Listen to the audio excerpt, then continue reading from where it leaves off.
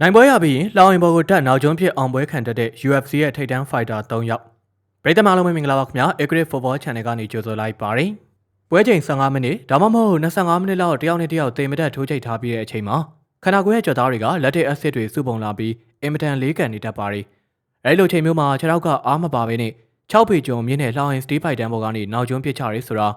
ဇီဝကမ္မဗီဒအရာရောတာမန်အတီတရားအရပါလုံးဝမလုပ်တဲ့အန်ဒရယ်အကြီးမားဆုံးလောက်ရပါတကယ်လို့ခြေချော်သွားရင်ဒါမှမဟုတ်လေထဲမှာလေပတ်အားမလောက်ရင်လေပင်ကျိုးပြီးတစ်သက်လုံးဒုက္ခိတဖြစ်သွားနိုင်ပါတယ်။ဒါပေမဲ့ဒီဖိုက်တာတွေကအဲ့လိုနောက်ကျုံးဖြစ်တာကိုမှအသက်ဆုံးပြီးလုပ်နေကြပါတယ်။ဘယ်သူတွေဖြစ်မလဲ။နံပါတ်1 Michael Chandler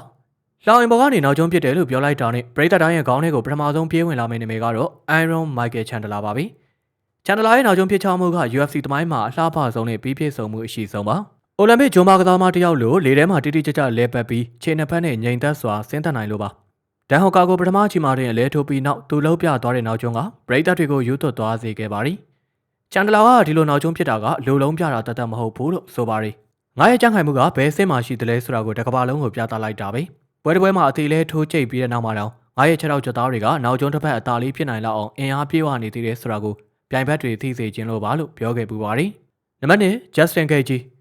ဒုတိယတစ်ယောက်ကတော့ကမ္ဘာအချမ်းတန်းဆုံးဖိုက်တာလို့တင်စားခံရတဲ့ Justin Gaethje ပါပဲ။သူ့ရဲ့နောက်ကျုံးဖြစ်ပုံကတော့ချန်ဒလာလိုလှပတက်ရမှုမရှိပဲ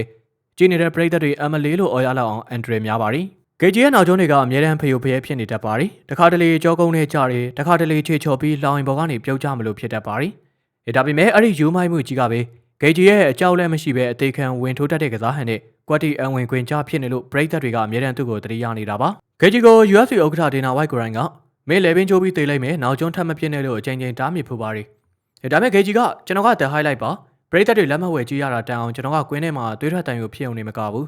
အောင်ပွဲခံတဲ့အချိန်မှာပါသူတို့မေးမရမယ့်အရာမျိုးကိုပေးချင်တာပါအဒရီနယ်လေးတွေပေါက်ကွဲထွက်နေတဲ့အချိန်မှာကျွန်တော်တားလို့မရတော့ပါဘူးလို့ပြန်လည်ပြောဆိုခဲ့ပါရီ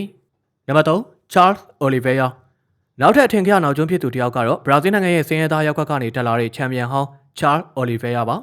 မိုက်ကယ်ချန်ဒလာကိုလဲထုတ်ပြီးလိုက်ဝဲချန်ပီယံကပတ်ကိုရယူသွားတဲ့အချိန်မှာသူလှုပ်ပြသွားတဲ့လောင်ရင်ဘော်ကနောက်ကျုံးဖြစ်အောင်ပွဲခံမှုကသမိုင်းဝင်ပါပဲအိုလီဗီယာရဲ့နောက်ကျုံးကလူလုံးပြခြင်းတဲ့သဘောထက်နှစ်ပေါင်းများစွာခက်ခက်ခဲခဲရုန်းကန်ခဲ့ရတဲ့ဘဝရဲ့ဖိအားတွေအကုန်လုံးကိုတမဟုတ်ချင်းပေါက်ကွဲထုတ်ပြလိုက်တဲ့စိတ်ခံစားမှုပြရုပ်ဖြစ်လို့ပါ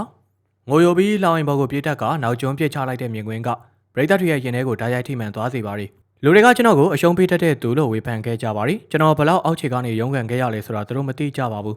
ချန်ပီယံဖြစ်သွားတဲ့အဲ့ဒီစက္ကန့်ပိုင်းလေးမှာကျွန်တော်ရဲ့ပျော်ရွှင်မှုကိုထိန်းချုပ်လို့မရတော့ဘူးလောင်ရင်ဘော်ကနေခုန်ချလိုက်တာကကျွန်တော်ဘဝရဲ့အတားအဆီးတွေအားလုံးကိုကျော်လွှားနိုင်ခဲ့ပြီဆိုတာကိုကိုတက်တည်ပြလိုက်တာပါလို့နောက်ကျုံးပြအောင်ပွဲခံတာနဲ့ပတ်သက်လို့သူကပြောပြခဲ့ပါတယ်။ညီကိုတို့ကရောဘယ်ဖိုက်တာကြီးရဲ့နောက်ကျုံးပြအောင်ပွဲခံမှုကိုသဘောကျကြလဲ။နောက်ကျုံးပြအောင်ပွဲခံတဲ့အကြောင်းပြောရင်ဘယ်ဖိုက်တာကိုများမျက်စီတဲ့အရင်ဆုံးပြေးမြင်မိကြလဲဗျ။ပြောပြသွားခဲ့ကြပါဦးနော်။အဆုံးလေးကြည့်ပေးလို့အားလုံးကိုကျေးဇူးတူပဲတင်ရှိပါတယ်။